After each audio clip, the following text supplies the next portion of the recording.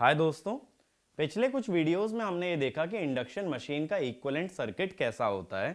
उसके अंदर स्टेटर के एलिमेंट्स को कैसे शो करते हैं, रोटर के एलिमेंट्स को कैसे शो करते हैं, कैसे पूरा का पूरा सर्किट स्टेटर पे रेफर किया जाता है। ये बेसिक चीजें हमने कवर की। इसके साथ ही साथ हमने ये भी समझा इंडक्शन मशीन में पावर्स कौन कौन सी होती हैं। Input power, air gap power, core loss, mechanical developed power, shaft power. ये सारी चीजों का पावर फ्लो डायग्राम के टर्म्स में हमने ये समझा कौन सा लॉस कहां पे आता है और कौन सी पावर किस टाइप से डेराइव की जाती है। ये सारी चीजें अब हम लोग कवर कर चुके हैं। तो इसके बाद जो इंडक्शन मशीन का मोस्ट इंपॉर्टेंट पार्ट है मेरे हिसाब से, that is called as the torque slip characteristic. देखो, किसी भी मोटर के लिए, जैसे डीसी मोटर हो या इंडक्शन मोटर हो, कैसे उसकी टॉर्क और स्पीड साथ में वेरी करते हैं, यह चीज समझना बहुत ही जरूरी है। इवन याद करो, डीसी मोटर के अंदर भी हमने कर्व जब ड्रॉ किए थे तो डीसी मोटर की कैरेक्टरिस्टिक में मैंने प्लॉट करवाया था स्पीड वर्सेस टॉर्क का ग्राफ। ठीक है, तो स्पीड वर्सेस टॉर्क का ग्राफ क्यों प्लॉट कराया था? ताकि ये देखें लोड बढ़ने के साथ साथ स्पीड पे कैसा इंपैक्ट पड़ता है। आइडियली मैं ये चाहता हूं कि लोड कितना भी बढ़ जाए, स्पीड शुड रिमेन कांस्टेंट, या ये कह दो speed regulation must be zero. कभी भी ज्यादा भारी लोड उठाने से मोटर की स्पीड कम नहीं होनी चाहिए, ऐसा हम लोग चाहते हैं। लेकिन होगा कैसा, ये उसकी कैरेक्टरिस्टिक प्लॉट करके ही हमें समझ आ सकता है। तो सेम चीज है, स्पीड के अगेंस्ट ना ग्राफ प्लॉट करके स्लिप के अगेंस्ट अगर प्लॉट करते हैं तो that is called as torque slip characteristic. ठीक है, तो इंडक्शन मोटर के अंदर भी हमें देखना है टॉर्क का वेरिएशन कैसा होगा। ये तो बात हुई प्रैक्टिकल पॉइंट ऑफ व्यू से क्यों रेलिवेंट है। लेकिन देखो क्या होता है, कंसेप्चुअली भी अगर मैं बात करूं, आपके जो इंडक्शन मशीन में ज्यादातर क्वेश्चन बनेंगे वो टॉर्क के अराउंड ऑसिलेट करते हैं। जब क्वेश्चन टॉर्क के अराउंड बनने वाला है तो टॉर्क किस तरह से वेरी होगा या स्पीड किस तरह से वेरी होगी, ये स्टडी करना हमारे लिए बहुत जरूरी है। अब देखो, इंडक्शन मशीन में हमने एक चीज ये डेराइव की थी कि डेवलप टॉर्क निकालने के दो तरीके होते हैं। या तो मैकेनिकल पावर को रोटर स्पीड से डिवाइड किया जाए या एयर गैप पावर को सिंक्रोनस स्पीड से। ये दो तरह से हम लोग टॉर्क डेराइव कर सकते हैं। और मैंने ये भी बताया था in equivalent circuit, air gap power वो पावर है जो R2/S के अक्रॉस पावर आती है। तो एक पॉइंट ये भी लिख लो, to derive the torque we generally derive air gap power, which is the real power absorbed by the resistance R2/S, and then divide that power by synchronous speed in order to obtain the developed torque. तो अगर equivalent circuit की बात करें तो कैसे दिखाओगे? पहले stator के एलिमेंट्स बनाओगे। अब मैंने ये चीज बताई थी इक्विवेलेंट सर्किट वाले लेक्चर में कि ज्यादातर आरसी को इग्नोर कर दिया जाता है जब हम एक्सएम के कंपैरिजन में देखते हैं, क्योंकि एक्सएम का current I mu I W से बहुत ही ज्यादा होता है। तो देखो, बेसिकली ये जो रेजिस्टेंस है रोटर का, दैट इज R2-S, इसमें हमें रियल पावर निकालनी है।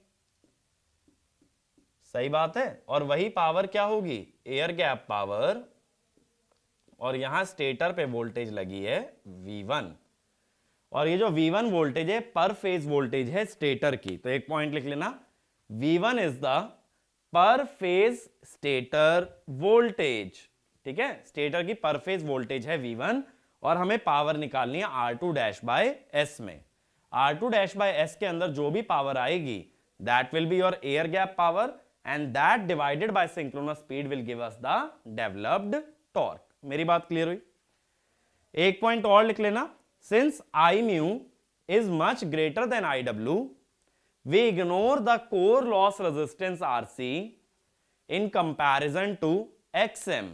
तो RC को यहां हमने इग्नोर कर रखा है। इतनी बात क्लियर हुई? अब मैं क्या करता हूं, टॉर्क निकालने के लिए इतने सर्किट का थेवेनिन निकालता हूं। इन टर्मिनल्स पे थेवेनिन इक्विवेलेंट निकालता हूं, क्योंकि मुझे इस रेजिस्टेंस की पावर चाहिए। तो इस पूरी ब्रांच के अक्रॉस में थेवेनिन निकालता हूं तो मेरा सर्किट कैसा बनेगा कि इस ब्रांच को हटा करके ओपन सर्किट कर दिया जाए, ठीक है, ऐसा सर्किट आ गया। ये हुआ R1 JX1 JXM, और भाई ये आ गया, या इसको ना स्मॉल x दिखा दो, उसका रीजन समझाऊंगा अभी, ठीक है। ये है V1। अब मुझे इस एंड पे चाहिए VTH और ZTH। VTH होता है अपना ओपन सर्किट वोल्टेज, वो कैसे निकालोगे, पोटेंशियल डिवीजन लगा लो। VTH is V1 into JXM divided by total impedance R1 plus JX1 plus JXM, यानी V1 JXM divided by R1 plus JX1 plus XM। अब ये X1 प्लस XM हो जाता है कैपिटल X1, तो ये X1 प्लस XM हो गया, तो VTH हो गया V1 JXM over R1 plus JX1। अब इसमें हम क्या कर देते हैं अप्रोक्सीमेशन के लिए कि जो R1 है it is much less than X1, क्योंकि जो मैग्नेटाइजिंग रिएक्टेंस होती है 200-300 ओम होती है और ये R1 होता है 0.1 या 0.2 ओम, तो अगर इसको इग्नोर कर दोगे तो VTH बन जाएगा V1 XM बाय X1, ठीक है। इसीलिए मैंने स्मॉल x1 माना था, क्योंकि दोनों के सम को मैं कैपिटल X1 से रिप्रेजेंट करता हूं। अब किसकी बात रह गई, अब बात रह गई ZTH की। ZTH या थेवेनिन इंपेडेंस निकालने के लिए हमेशा पहले सोर्स को रिमूव किया जाता है, और वोल्टेज सोर्स को रिमूव करने का तरीका उसे शॉर्ट सर्किट किया जाए। तो मैं कहता हूं for determining ZTH short circuit V1 को अगर शॉर्ट सर्किट कर दोगे तो R1 प्लस JX1 वाली जो ब्रांच है, ये जो ब्रांच है, इसको शॉर्ट करते ही ये ब्रांच XM के पैरेलल आ जाएगी। अगर ये ब्रांच XM के पैरेलल आ गई तो ZTH बनेगा R1 प्लस JX1, ठीक है। सॉरी, ये कैपिटल R1 चल रहा था ना, या तो इसको भी यहां स्मॉल R1 ही लिख लो,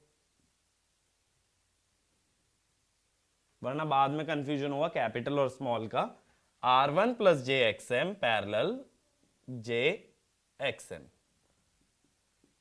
यानी R1 plus JX1 into JXM divided by R1 plus JX1 plus XM। अब ये स्मॉल x1 प्लस XM, इसको हम कैपिटल X1 लिखते हैं, अभी मैंने बताया था, ठीक है। तो नीचे बन गया R1 plus J capital X1। अब दूसरी बात ये थी कि R1 is much smaller than capital X1, तो जिससे कि ZTH कैसा हो गया R1 plus J small x1 JXM by J capital X1। J से J कटा तो ZTH क्या हो गया R1 XM by X1 plus J X1 XM by X1, ये बन गया। तो ZTH में एक रियल पार्ट आ रहा है जो थेवेनिन रेजिस्टेंस बता रहा है, और एक इमेजिनरी पार्ट आ रहा है जो थेवेनिन रिएक्टेंस बता रहा है। तो इसमें लिखना the real part of Thevenin impedance represents the Thevenin resistance and the imaginary part of Thevenin impedance represents the Thevenin reactance। तो हमारे पास Thevenin इक्विवेलेंट आ गया। अब Thevenin इक्विवेलेंट आने के बाद क्या करोगे, ये जो लेफ्ट वाला सर्किट है इसको इसके Thevenin से रिप्लेस कर दो। कैसे, देखो राइट वाला सर्किट पूरा ऐसे ही रहने दो, लेफ्ट वाले सर्किट में क्या दिखा दो,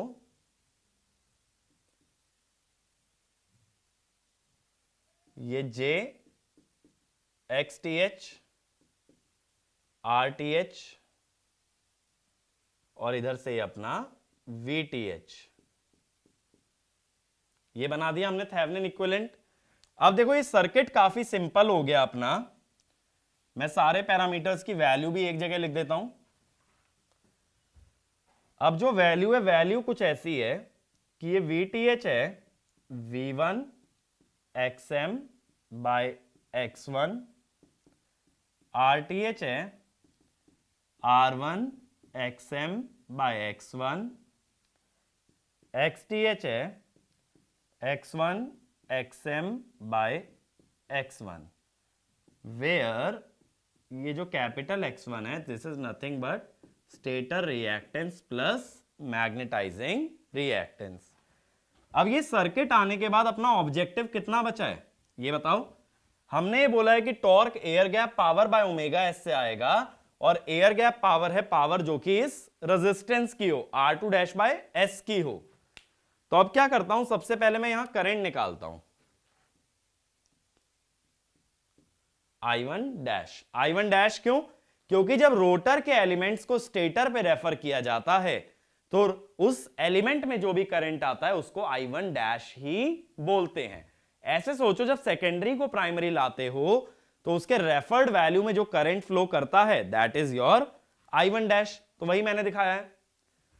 अब ये I1 डैश कैसे लिखोगे, this is basically VTH divided by RTH plus R2 dash by S plus J XTH plus X2 dash. ठीक है, स्मॉल दिखा दो, लीकेज है, छोटा है, इतना लिखा। अब क्या करना पड़ेगा, रियल पावर कैसे निकालोगे?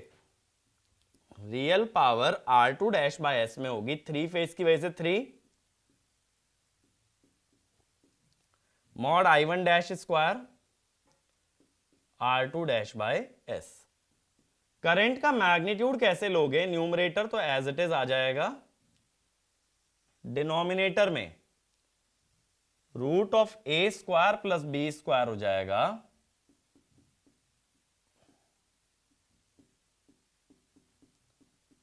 XTH प्लस X2 डैश का स्क्वायर। ठीक है, into R2 dash by S। तो ये क्या हो गया, अगर स्क्वायर को ओपन कर लोगे 3VTH square R2 dash by S divided by square root हट जाएगा RTH plus R2 dash by S का square XTH plus X2 dash का स्क्वायर। ये आ गई अपने पास एयर गैप पावर, PG कह दो या PAG कह दो, that is air gap power. अब टॉर्क डेवलप निकालने के लिए हमें इस पावर को डिवाइड करना पड़ेगा किससे? ओमेगा एस से, सिंक्रोनस स्पीड से। तो developed torque is 3 by omega s VTH square R2 dash by S over RTH plus R2 dash by S का स्क्वायर।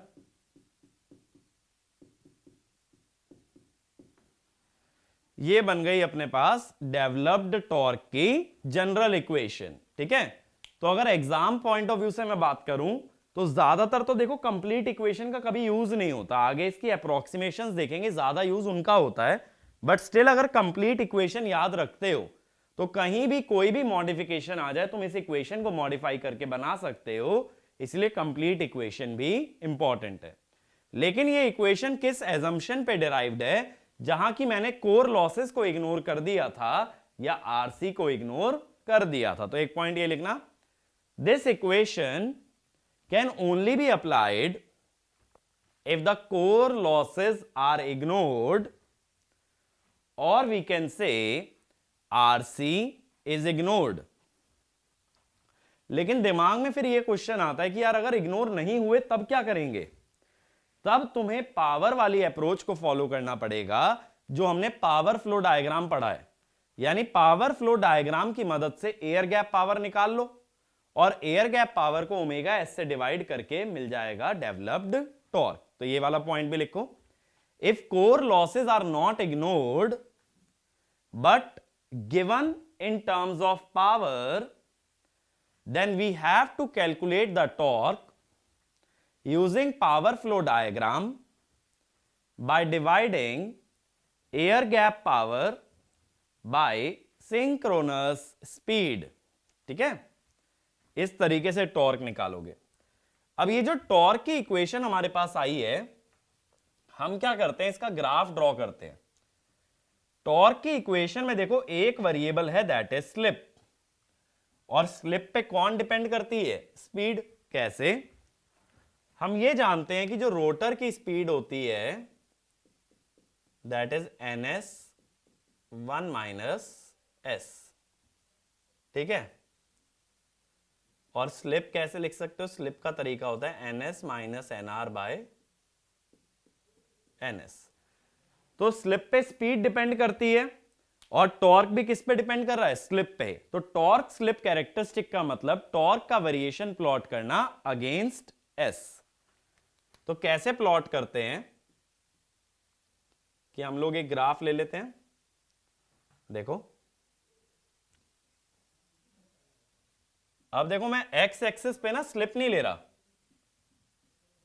स्पीड ले रहा हूं, और वाई एक्सिस पे मैं ले रहा हूं डेवलप्ड टॉर्क। अब देखो जब स्पीड जीरो होगी, जब स्पीड जीरो होगी तो स्लिप क्या होगी यहां पे 1, और जब स्पीड ns होती है तब यहां पे स्लिप क्या होती है 0, और जब स्पीड -ns होती है तब स्लिप क्या होगी बताओ, -ns पे स्लिप हो जाएगी 2। पुट कर लो ना यहां पे, nr की जगह -ns डालो तो ns + ns 2ns, स्लिप हो जाएगी 2।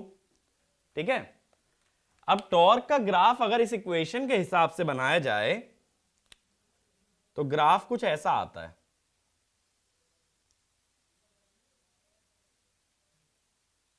ठीक है,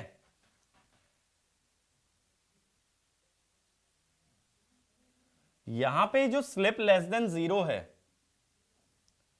देखो स्पीड लेफ्ट टू राइट बढ़ रही है लेकिन स्लिप लेफ्ट टू राइट कम हो रही है 2 1 0। तो ये वाला जो रीजन होता है जहां पे कि स्लिप 0 से लेके 1 तक रहती है that is called as motoring mode. यानी यहां पे मशीन एक मोटर की तरह काम करती है। ठीक है, जहां स्लिप 0 से छोटी हो जाए that is called as generating mode. ठीक है भाई, जनरेटिंग मोड का मतलब यह होता है कि रोटर की स्पीड सिंक्रोनस से ज्यादा है। रोटर की स्पीड सिंक्रोनस से ज्यादा एक ही हालत में हो सकती है कि जब रोटर को प्राइम मूवर से घुमाया जाए at a speed higher than synchronous. अब इधर स्लिप होती है ग्रेटर देन 1, इसको कह देते हैं ब्रेकिंग रीजन, जहां मोटर पे रोक लगाई जाए या मोटर को रोका जाए। ठीक है, ब्रेकिंग तो हमने डीसी मशीन में भी पढ़ी है ना, तो जब ब्रेकिंग पढ़ाऊंगा तब मैं इस रीजन की बिल्कुल बात करूंगा s ग्रेटर देन 1 की। बात मेरी क्लियर हुई। टॉर्क का ग्राफ तुम्हें याद करना है, इक्वेशन से अगर प्लॉट करना भी है तो ये कंप्यूटर में ही प्लॉट कर सकते हो। पूरे ग्राफ का डेरिवेशन करने का कोई सेंस ही नहीं बनता कि शेप ऐसी क्यों आती है। अब इसके अंदर कुछ पॉइंट इंपॉर्टेंट होते हैं। ये होता है मैक्सिमम टॉर्क TEM। ठीक है, ये होता है स्टार्टिंग टॉर्क, जहां पे मोटर स्टार्ट होती है, और ये वाला रीजन जो होता है मैक्सिमम टॉर्क से NS वाला, ये हमारा नॉर्मल ऑपरेटिंग रीजन होता है इंडक्शन मोटर का। ठीक है, यानी इस पे स्टेडी स्टेट कंडीशन नहीं आती है, इस रीजन में मोटर को नहीं चलाया जाता, मोटर को चलाया जाता है इस रीजन में। यहां पे जो स्लिप होती है ना, इसको SMT लिख देते हैं। तो 0 से SMT वाला रीजन होता है ऑपरेटिंग रीजन। ठीक है, तो सबसे पहले लिखो motoring mode motoring mode bracket में लिख लेना 0 से लेके S1 तक, इसमें लिखो in this mode induction machine works as a motor in which the rotor rotates in the same direction as the magnetic field. एक नॉर्मल इंडक्शन मोटर का रोटर हमेशा मैग्नेटिक फील्ड के सेम डायरेक्शन में rotate करता है. Next point, at standstill the slip is 0 and when the motor rotates, sorry, at standstill the slip is 1 and when the motor rotates at synchronous speed the slip is 0.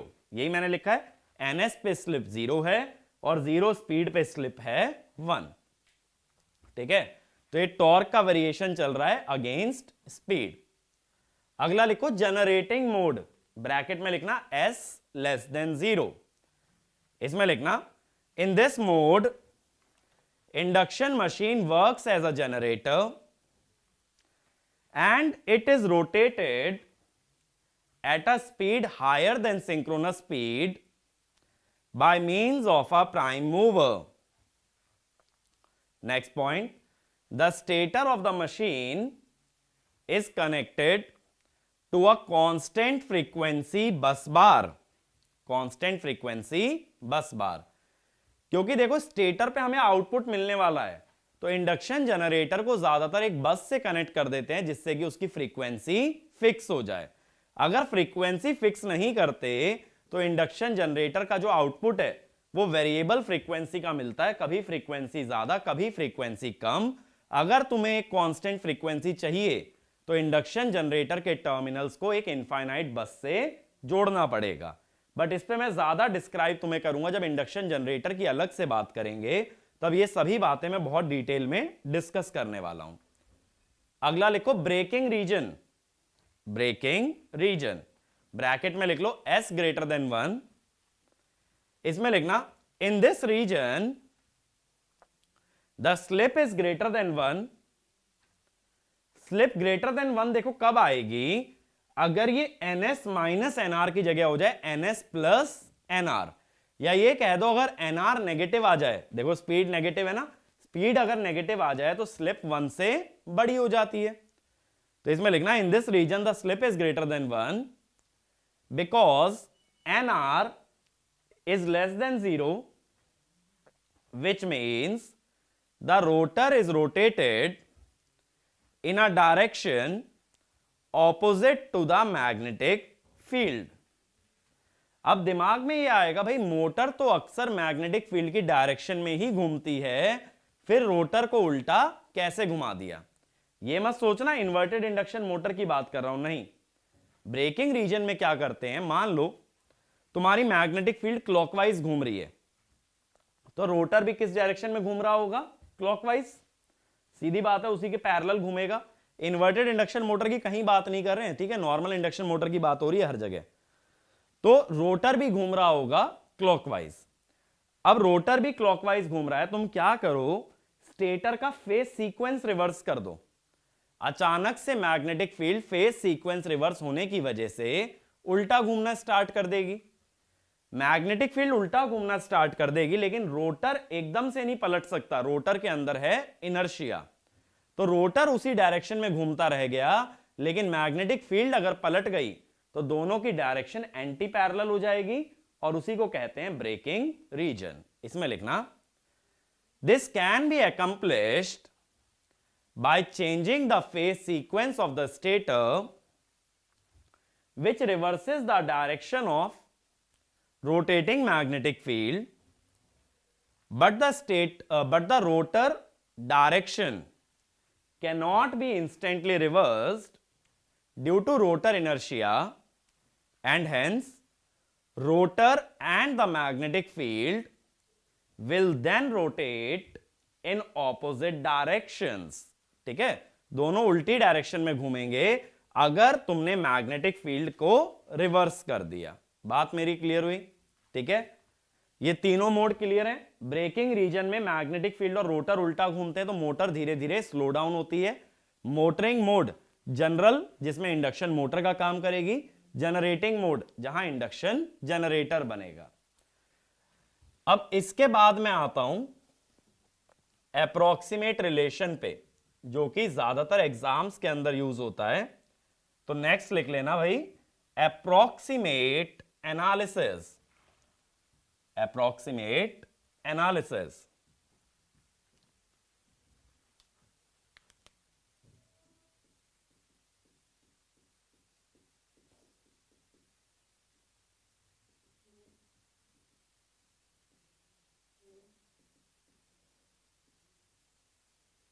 अब देखो इसमें क्या होता है, सबसे पहले हम कहते हैं if stator impedance is ignored. मान लो कि स्टेटर की इंपिडेंस को नेग्लेक्ट कर दिया जाए। ऐसा काफी ज्यादा एग्जाम्स में देखा जाता है, जहां तुम्हें स्टेटर इंपिडेंस ना गिवन हो वहां हमेशा स्टेटर इंपिडेंस को इग्नोर करना है। यानी मैं कह रहा हूं R1 और X1 जो लीकेज वाले हैं वो तो जीरो कर दो, यानी सीरीज वाली ब्रांच को शॉर्ट कर दो, और जो शंट वाली ब्रांच है उसको ओपन कर दो XM टेंड्स टू इंफिनिटी। अब देखो क्या होगा, VTH था V1 X1 plus XM, sorry ऊपर XM था, नीचे कैपिटल X1 था, यानी X1 प्लस XM। अब देखो अगर ये X1 जीरो हो गया तो ऊपर भी XM नीचे भी XM, ये आ जाएगा V1। फिर RTH था R1 XM by X1 plus XM। अगर R1 जीरो हो गया तो ये हो गया जीरो। XTH था X1 XM by X1 plus XM। Again अगर X1 जीरो हो गया तो ये आ गया जीरो। तो इससे हमें क्या मालूम चला, स्टेटर इंपिडेंस इग्नोर करने का मतलब है कि VTH हो जाएगा V1, RTH और XTH हो जाएंगे जीरो। इसके अंदर देखो अगर इवन XM इनफाइनाइट ना भी होता, अगर मान लो ये फाइनाइट भी होता तो भी X1 जीरो करते ही ये कट जाएगा, R1 जीरो करते ही जीरो, X1 जीरो करते ही जीरो। तो एक पॉइंट ये लिखो, the same values of Thevenin parameters will be obtained even if XM is finite but R1 and X1 tend to zero। बात मेरी समझे, XM इंफिनिटी अगर कंडीशन हटा भी दोगे तब भी यही वैल्यूज मिलने वाली हैं। अब इससे होगा क्या, जो टॉर्क का फॉर्मूला था, एक बार देखो क्या लिखा अपनी कॉपी में, डेवलप टॉर्क का फॉर्मूला। सबसे पहले था 3 बाय ओमेगा एस, फिर VTH स्क्वायर, उसकी जगह हो गया V1 square, R2 dash by S, नीचे था RTH plus R2 dash by S, RTH तो जीरो, फिर था XTH प्लस X2 डैश का स्क्वायर, तो X2 डैश का स्क्वायर। ठीक है भाई, ये बात क्लियर हुई कि डेवलप टॉर्क का जो फॉर्मूला है अब ये काफी सिंप्लीफाइड हो गया as compare to earlier formula. ये वाला फॉर्मूला ज्यादा यूजफुल है एग्जाम के अंदर as compare to complete formula. ज्यादातर क्वेश्चन के अंदर तुम्हें यही देखने मिलेगा कि स्टेटर की इंपिडेंस इग्नोर की जाती है। बात मेरी समझे। और ये ओमेगा एस क्या होता है ना, ये होता है सिंक्रोनस स्पीड, तो 120 f बाई पी है, उसको रेडियन पर सेकेंड में कन्वर्ट किया जाता है, तो ये आ जाता है 4 पाई f बाय पी। ये होता है ओमेगा एस। डायरेक्टली याद रख पाओ तो सही है, वरना 120 f बाय पी को रेडियन पर सेकेंड में कन्वर्ट कर लेना। अब इसमें लिखो important observation. Important observation first लिखो, developed torque is proportional to square of supply voltage. अब मेरी बात समझो, अगर develop torque square of supply voltage के प्रोपोर्शनल है तो सप्लाई वोल्टेज जितनी ज्यादा हो उतना ही बेटर है। ये V1 यहां पे क्या होता है, V1 इज पर फेज सप्लाई वोल्टेज। तो ये जितना ज्यादा हो उतना बेटर है, इसीलिए अगर स्टेटर डेल्टा कनेक्टेड हो तो अपने लिए ज्यादा बेटर है, क्योंकि डेल्टा में फेज वोल्टेज लाइन के बराबर आ जाती है।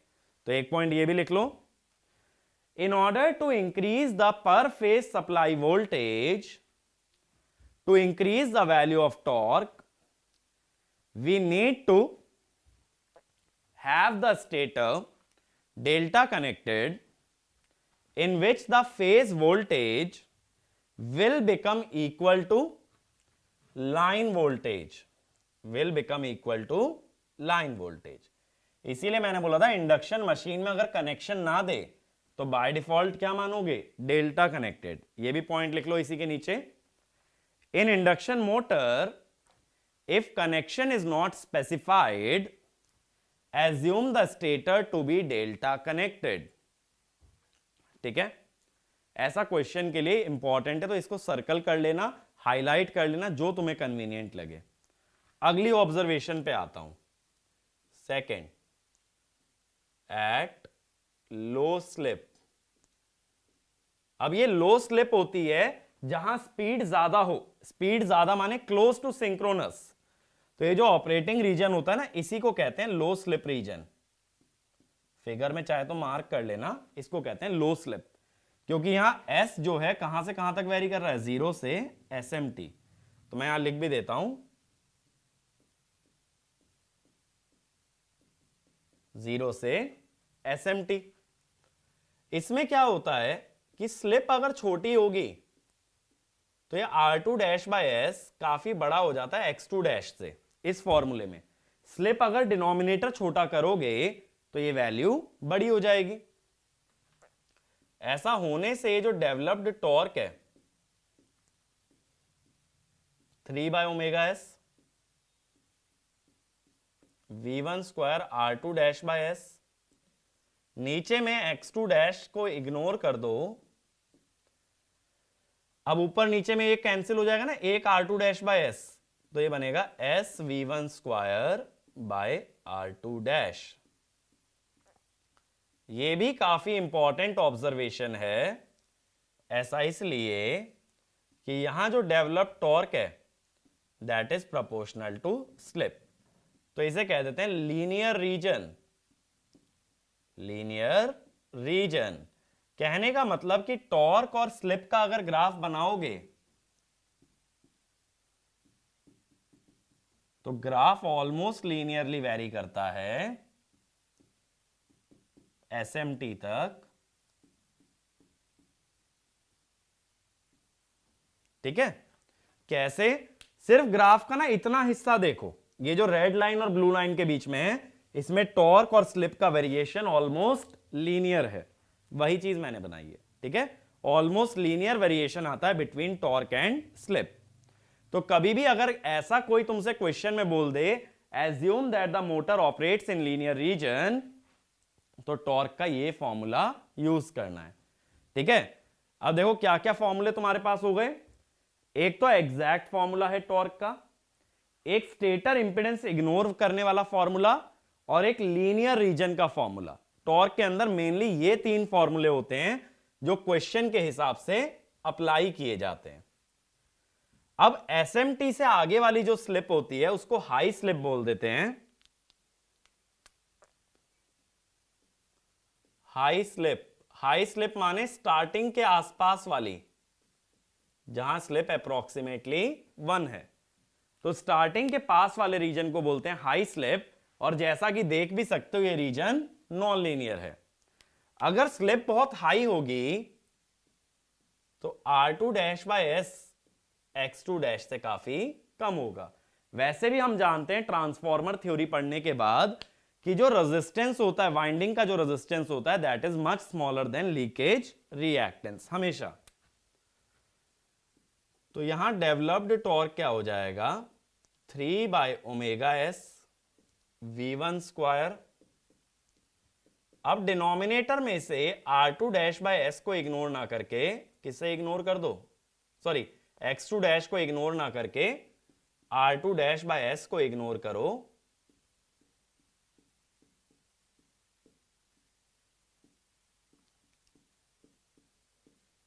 ठीक है, तो मैं बोल देता हूं अगर स्टार्टिंग की ही बात कर लें, पर्टिकुलरली अगर स्टार्टिंग की ही बात कर लें तो स्लिप क्या होगी 1। तो स्टार्टिंग टॉर्क जो आएगा वो प्रोपोर्शनल आएगा R2 डैश के।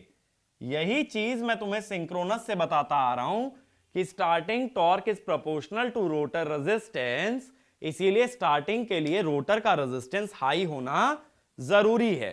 ठीक है, इसीलिए मैंने बोला था डैम्पर वाइंडिंग से अगर सिंक्रोनस मोटर को स्टार्ट करना है तो डैम्पर वाइंडिंग का रेजिस्टेंस हाई रखना पड़ेगा। तो इसमें लिखना in order to produce high starting torque the rotor resistance should be high which is easily possible in slip ring induction motor by the use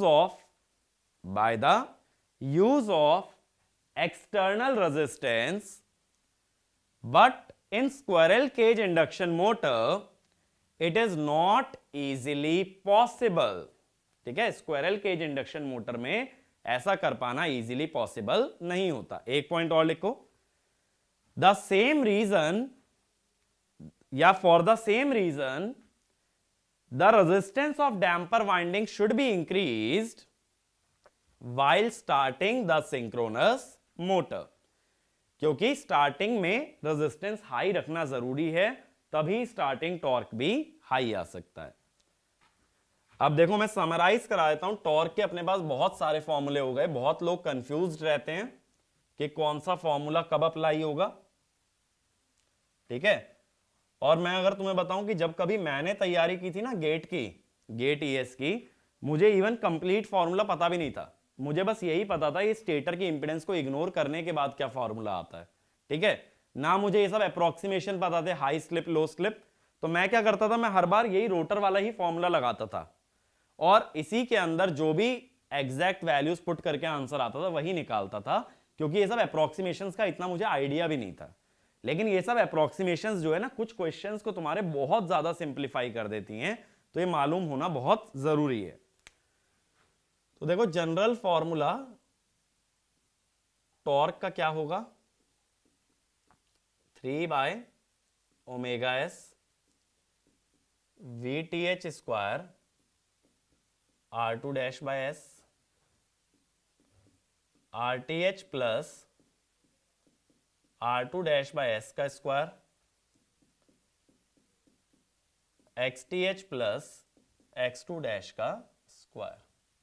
ठीक है, यहां हमने ये देखा था VTH होता है V1 XM by X1 plus XM, RTH होता है R1 XM by X1 plus XM। अगर भूल भी जाओ ना तो थेवेनिन तो तुम सर्किट से भी निकाल सकते हो, कोई बहुत बड़ी बात नहीं है। ठीक है, फिर एक फॉर्मूला मैंने बताया, अगर स्टेटर इंपेडेंस इग्नोर्ड हो, स्टेटर इंपेडेंस इग्नोर्ड जिसमें कि R1 और X1 0 हो, तो यहां टॉर्क होता है 3/ω/s V1 square R2 dash by S over R2 dash by S का स्क्वायर प्लस X2 डैश का स्क्वायर। फिर लीनियर रीजन वाला फॉर्मूला कब लगाओगे, जब स्लिप वेरी करे 0 से SMT